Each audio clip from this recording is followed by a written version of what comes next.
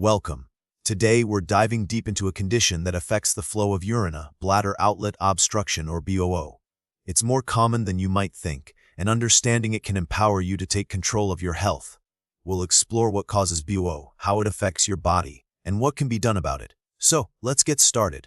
What exactly causes this obstruction? Well, there's a variety of culprits. In men, the most common cause is benign prostatic hyperplasia, or BPH, the non-cancerous enlargement of the prostate gland, which presses on the urethra.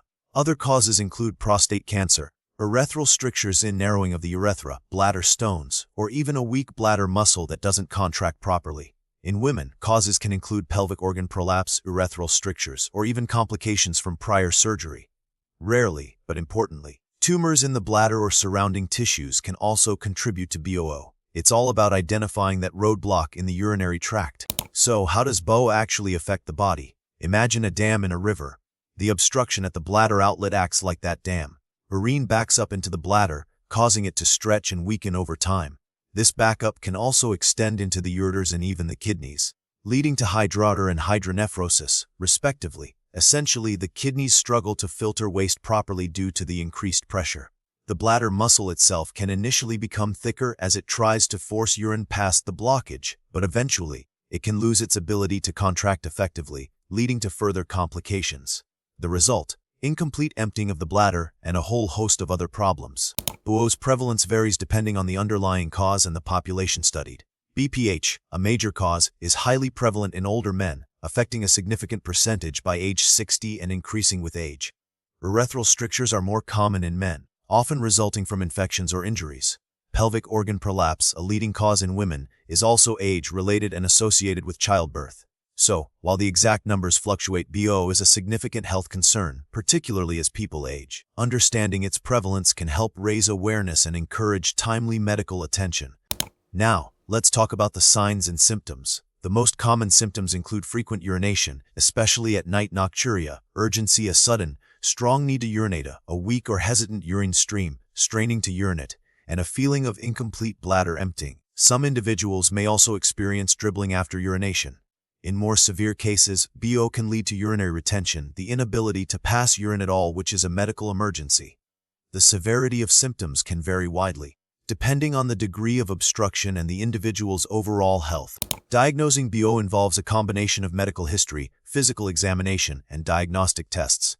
A doctor will typically start by asking about your symptoms and performing a physical exam, including a prostate exam in men.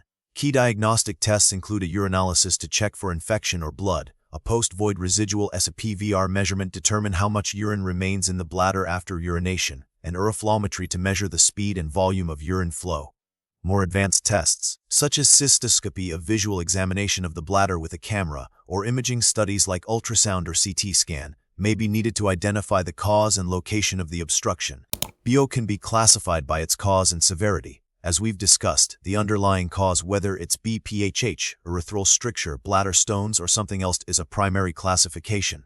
It can also be categorized as acute or chronic, depending on how quickly the symptoms develop. Severity is often graded based on the degree of urinary retention and the impact on kidney function. For example, mild BOO may cause only minor symptoms and require no immediate treatment, while severe BOO can lead to kidney damage and require urgent intervention.